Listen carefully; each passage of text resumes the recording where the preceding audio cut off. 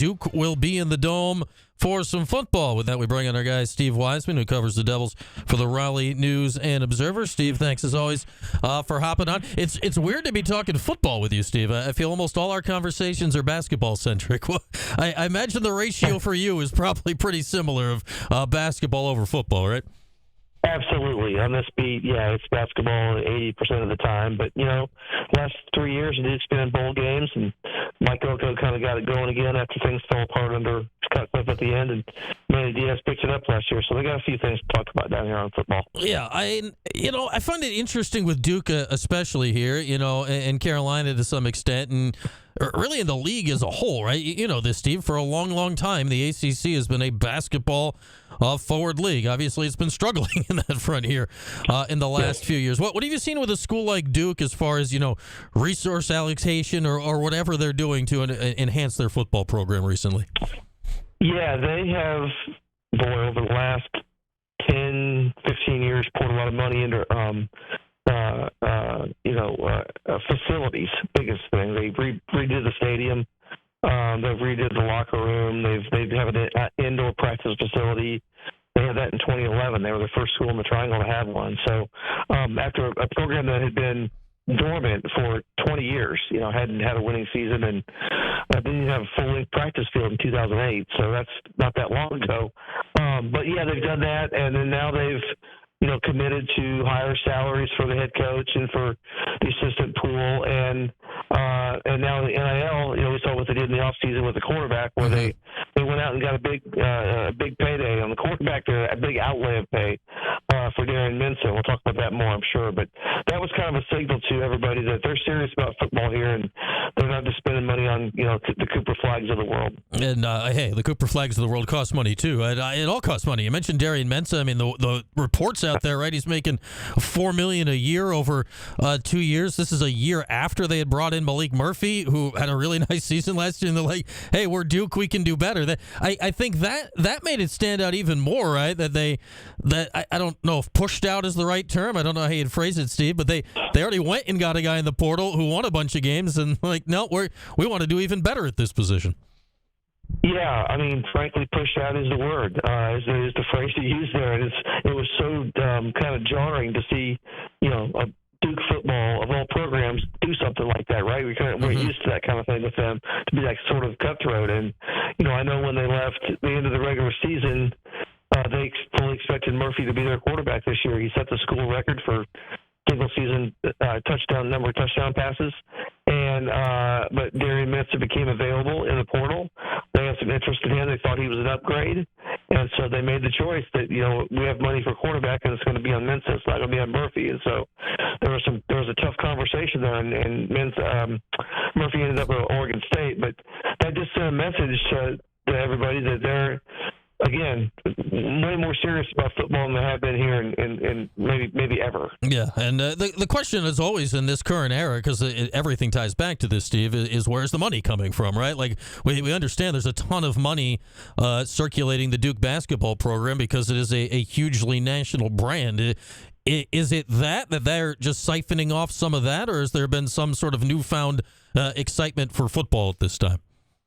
Well, there is a new excitement and a new importance in football, and that started really, again, when Cutcliffe was here 10, 15 years ago, and it's continued even more now, because everybody knows that when, the next, changes come to the college football alignment and conferences and all that in maybe 5 years here, you have to be serious about football to be at the table, at the big boy table. And so Duke had to show that they are. And they've done that with, they're winning more on the field, and now it's doing it with resource allocation. Yeah, and I think we've been through that obviously here at Syracuse as well, and Fran Brown certainly paid it off last year. It's got to be kind of strange, right? Because you always figure, it's Duke basketball, right? They're not going to have a problem, finding a spot. But I think we're finding, right, that's not necessarily true, right? Like, Duke basketball could keep churning and churning, but if the football is a mess, they might not have a seat. That's right, and that's been a fear, here privately for a long time, for 15, 20 years now, as they saw this thing developing. Because, I mean, we all know how how big the basketball tournament is, and that this program's up there with anybody in the country as far as tradition and winning and everything. But we know also what drives the train with revenue in college athletics, and that's football and football TV rights. And well, there are a lot of us that love basketball, and I know your people up there obviously are very much into basketball, the history of Syracuse. That doesn't matter as much as what football does, and that's frankly just the way it is now. So that's where the attention has to be. We got Steve Wiseman of the Raleigh News and Observer with us, and this feels different to me than when Cutcliffe was there. For a couple of reasons. You look at David Cutcliffe, and everyone knows he's connected with the Mannings for a long time, and he's a quarterback whisperer and all that. But it felt like in those years they were winning games and they were doing well, but there was never going to be a step beyond that, right? It feels like Mike Elko and now Manny Diaz here the last couple of years. I get it's Duke, right? But they're going about it as if it is big time football. How different does this feel from when Cutcliffe was winning? It does feel different in that, they came off a 9-win season and they were like, this isn't good enough. We can try to compete for the conference championship. And while Cutcliffe had it in a conference championship game in 2013, the gap between them and they played Florida State that year and they lost 45-7. So that tells you what we're talking about. They were the runner-up in the conference, which is fantastic. Nobody ever thought Duke would be there 20 years ago. But even then, the gap was dramatic between that and what they wanted to be. So, they're serious here about thinking that everybody gives lip service to we have to compete for championships. Everybody starts the year competing for the conference championship, but we know there are only a handful of teams that really can. And Duke seems like they're serious about going out and hitting the transfer portal and bringing in players and upgrading every year and trying to show that they really think they can do this. And so we saw that a couple of years ago under Elko when they got on the edge of the top 10 and they lost the game down at Florida State. That's when they had Riley Leonard and a lot of those guys. And they were close to breaking through, and then they had some injuries hit. But they think they can get back there. Manny Diaz will be entering his second year, and I think we've known Manny for a very long time in the college football world. He's an excellent defensive mind. He was at Penn State as a DC. He's been all over the place. And his tenure, within the last decade as Miami's head coach was like fine, right? But it just wasn't up to their standards. What have you noticed from Manny that, he's grown here over his time getting a second crack at this level? Yeah, he's very intentional about having everybody involved from the athletic department to the university side to the coaches he has around him, the players. Like everybody's on the same page. I mean, at a place like Miami, there's a lot of cooks in the kitchen, and we saw the way his career ended down there was kind of unceremoniously, right? He was a sitting coach, and they went and got Mario Cristobal and said, we can do better, kind of like what happened to Malik Murphy and Darian Mitza. It happened to him. So he knew he wanted to be at a place where he could come in and everybody would be together and cohesive. And Duke is like that. It's a small private school. Not in a big metro like Miami. It's not a national brand in football. So there seems to be a little more of a togetherness he likes about this place. We got Steve Wiseman, the Raleigh News and Observer. And Steve, I'm just intrigued your thoughts here on what are we seeing in the ACC right now? Obviously, Duke and Syracuse, obviously, as formerly basketball forward schools have been dealing with it. The league's been down in basketball here, obviously trying to rise in football. What's your sense of just, where this league is right now in this transition period of college sports?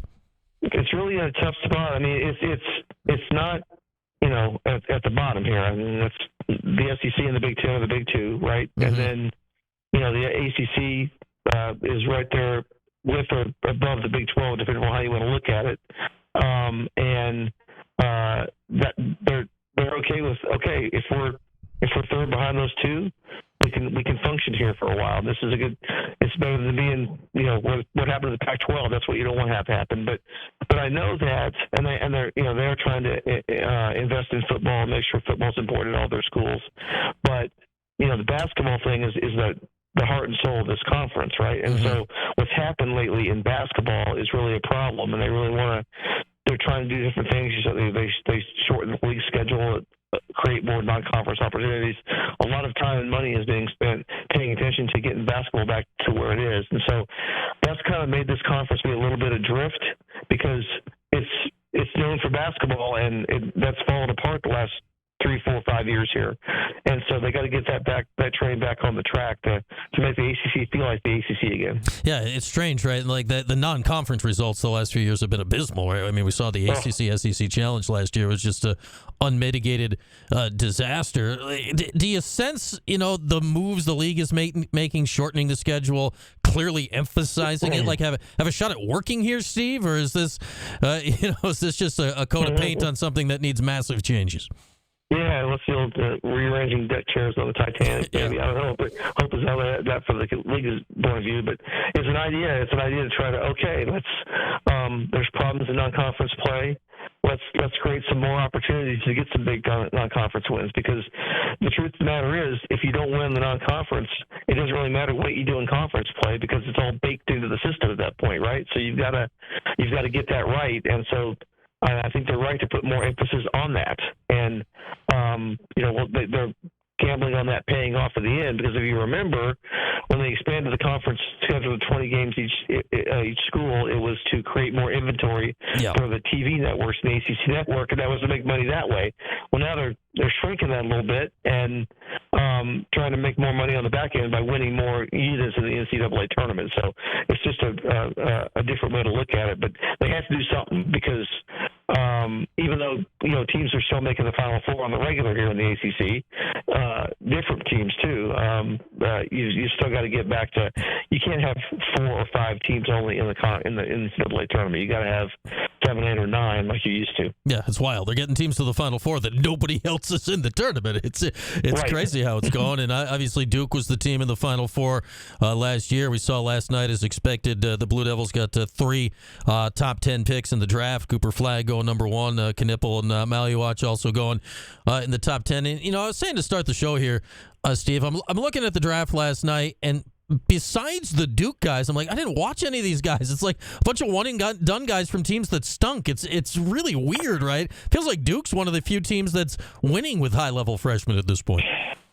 Yeah, I mean, look at what happened at Rutgers. That's the one that, they had 2, top 5 picks, and they didn't make the NCAA tournament. It's kind of wild to look at that. But yeah, you're right. There hasn't been a lot of that, and so it was striking to see that there wasn't a lot of players that we knew, of the younger guys anyway. Walter Clayton Jr. obviously everybody saw how great he was in the NCAA tournament. He was a first-round pick, and that was great to see. But there's a lot of the freshmen are guys that you just kind of flew under the radar during the regular season, unless you were, a draftnik and people that are just paying attention for the draft. Yeah, it's like, hey, I get Rutgers had those guys, but I'm like, I'm not watching a sub-500 Rutgers basketball team. Like, what am I? Yeah. I'll wait till those guys are in the league and we can see what they become going forward. What do you think of Flagg? I mean, we talked about him during the season. How good do you think he can be at the NBA level? Yeah, as close to a sure thing as you can say, because of all the different things he does on the court. With he leads in all the different categories, as has been famously pointed out. But he knows he can deliver different things on different nights, depending upon kind of what the team needs. He can score 30 or 40, or he can have 8 or 9 assists, or he can grab 10 or 12 rebounds. I mean, he can block shots and get steals. He can impact the game in so many different ways. And his work ethic is strong, and he likes to win. And he's not. It's what I learned about him this year, being close to him all season, is he really is focused on winning. I mean, people say that, but you just look at his actions and the way he goes about things. That's what he wanted to do. He wanted to help Duke win as much as possible, and he did that. So I think he'll carry that same thing into the NBA. I can't see him being one of those guys that kind of gets, his career goes astray because of this or that. He seems like a guy who's pretty focused. Yeah, and go figure here. Duke just keeps it rolling on the recruiting. Like Cooper's twin brothers, just a guy. He's going to play at Maine. So what did they do this year? They're like, what we need? One of our former all-time greats, he's got twins. So let's get both of Carlos Boozer's kids to come in, who are just absolute stud recruits. Are they setting up to do the same thing again next year with these young kids? They look to be, although, we call players generational players for a reason. Cooper Flagg was a generational player. Cam Boozer is a great talent. He's not Cooper Flagg, so there can be a drop off there, and so they're going to have to do more with other people too. I mean, Cam Boozer can do a lot of great things. I'm not saying he won't, but he's not going to be like the for sure number one draft pick all year like Cooper Flagg was. So they're going to need to win with defense and all kind of stuff like that too. But they're going to have plenty of talent, that's for sure, because they had a great recruiting class coming in, and they returned some guys that they weren't sure they would, like Caleb Foster will be back next year, a guy who had experience playing a lot last year and starting experience, so you need that for sure. So they'll be a top 10 team when the season starts again, and they'll be thinking about going to the Final Four. All right, Steve. Appreciate the time as always. Talking all things Duke with you. Enjoy the summer. I'm sure we'll catch up again when we get closer to this football game than down the line in basketball season. But appreciate the time as always. Okay. Thanks for having me on. All right, there he is, Steve Wiseman of the Raleigh News and Observer. Yet another edition of our 12 games in 12 weeks preview of the Syracuse football season. It was Duke. We had to talk some hoops. That is required contractually, I do believe. But Syracuse and Duke, not a regular matchup in football. It's happened very sparingly over Syracuse's dozen years in the ACC, but they will be meeting in the Dome Saturday, September the 27th. Syracuse and Duke in the Dome. I believe the last time they played in the Dome was 2014. Has it been that long? Hang on. Syracuse, Duke, football series. Hopefully it doesn't load up basketball. Oh, it actually loaded football first. I thought it would just... You didn't mean to type that. All-time series, Duke 4 and Syracuse 1. They last played in 2020. Oh, that was in the Dome. Does that really count? A 2020 came in the Dome? Man, who can remember? I guess Duke's been in the Dome twice. Syracuse lost in the Dome in 2014, won in Durham 2019, and lost in the Dome in front of nobody in just a lost season in 2020. And I'm sure you remember the two games that happened in 1938 and 1939. Big meetings both, in which the Orange got just drubbed in both of them. We'll get more into that in about 3 months. With that, we'll step aside. Phone lines open, rest of the way, 315-437-7644. In this hour, brought to you by William Attar. Back after this, here on Q Sports Talk and ESPN Radio.